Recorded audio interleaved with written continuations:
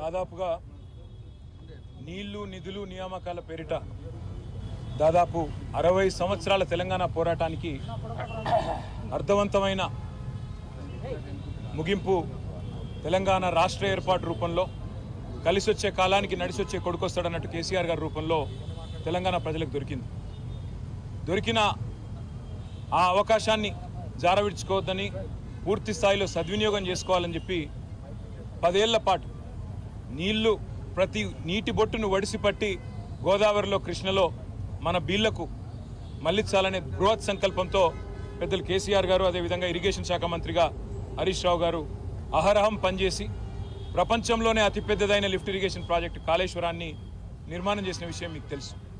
ఇవాళ కాళేశ్వరాన్ని బదనాం చేస్తే కేసీఆర్ గారిని బీఆర్ఎస్ను బదనాం చేయాలనే ఒక ఆలోచన, ఒక కుత్సితమైన కుట్ర తప్ప ఆ రిపోర్ట్లో ఏది కూడా లేదు. వాస్తవానికి ప్రజల ముందు అన్నీ కూడా ఉన్నాయి. 50 ఏళ్లలో కాంగ్రెస్ ఏం చేసింది సాగునీటి రంగంలో, 10 ఏళ్లలో టీఆర్ఎస్ ఏం చేసింది రైతుల అనుభవంలో ఉంది, ప్రజల అనుభవంలో ఉంది అనే విషయాలు కూడా పెద్దలు హరీష్ రావు గారు చాలా వివరంగా చెప్పారు. నేను దాని జోలికి పోను. కానీ ఒకటి మాత్రం పక్కా, ఈరోజు ఇక్కడ ఈ కాంగ్రెస్ ప్రభుత్వం ఏ రిపోర్ట్ అయితే పెట్టిందో అది ఘోష్ రిపోర్ట్ కాదు, ట్రాష్ రిపోర్ట్. అట్లాగే మరి మేము అందుకే ఈరోజు చెత్తబుట్టలో వేయడానికి తప్ప ఆ రిపోర్ట్ దేనికి పనికిరాదన్న ఉద్దేశంతో, ఎందుకంటే కనీసం మా వాదన వినకుండా, కనీసం క్రాస్ ఎగ్జామినేషన్ చేయకుండా, కమిషన్ ఆఫ్ ఎంక్వైరీస్ యాక్ట్ ఏదైతే ఉందో దానికి తూట్లు పొడుస్తూ, దాని చట్టాన్ని ఉల్లంఘిస్తూ ఈ కమిషన్ ఏదైతే నివేదిక ఇచ్చిందో ఆల్రెడీ మేము న్యాయ పోరాటం చేస్తున్నాము. ఆ పోరాటం కొనసాగుతుంది.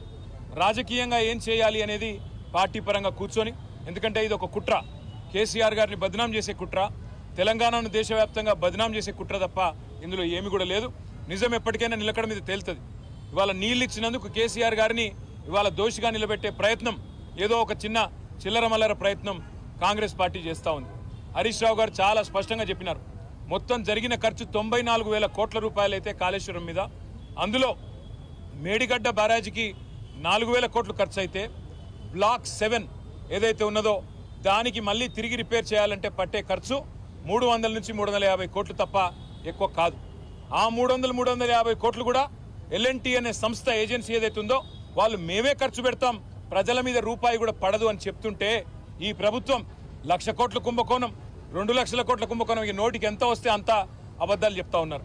చివరికి రేవంత్ రెడ్డి గారి సొంత మామగారు పద్మారెడ్డి గారు చెప్పినారు, ఆయనకు పిల్లనిచ్చిన మామ, 94,000 కోట్లు ఖర్చు అయితే అంత పెద్ద ప్రాజెక్టు కళ్ళెదురుగా కనబడుతుంటే, 15 రిజర్వాయర్లు కనబడుతుంటే, 19 సబ్స్టేషన్లు కనబడుతుంటే, 21 పంప్ హౌజులు కనబడుతుంటే, 100 కిలోమీటర్ల గ్రావిటీ కెనాల్స్, 1000 కిలోమీటర్ల ప్రవాహ కాలువలు కనబడుతుంటే, పరవళ్లు దుంకుతుంటే గోదావరి, 94,000 కోట్ల ఖర్చు అయితే 1,00,000 కోట్ల కుంభకోణం ఎట్లయితుందని చెప్పి స్వయాన పిల్లనిచ్చిన మామ చెప్తే కూడా రేవంత్ రెడ్డి గారు వారిని కూడా అవమానించే విధంగా ఇవాళ శాసనసభను, రాష్ట్ర ప్రజల్ని తప్పుదోవ పట్టించే విధంగా వ్యవహారం చేస్తూ ఉన్నారు.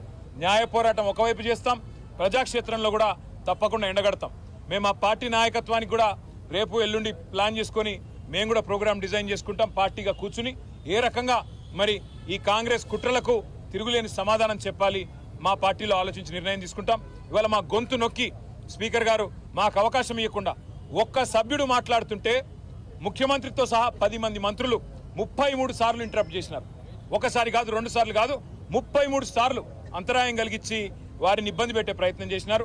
అయినా కూడా ప్రజలకు మా సిన్సియారిటీ, మా చిత్తశుద్ధి, మా నాయకత్వంలో ఆనాడు ప్రభుత్వ హయాంలో జరిగిన కార్యక్రమాల వివరాలన్నీ కూడా చెప్పే ప్రయత్నం బలంగా చేసినాం. ప్రజలకు చేరి ఉంటుందని చెప్పి మేము అనుకుంటా ఉన్నాం.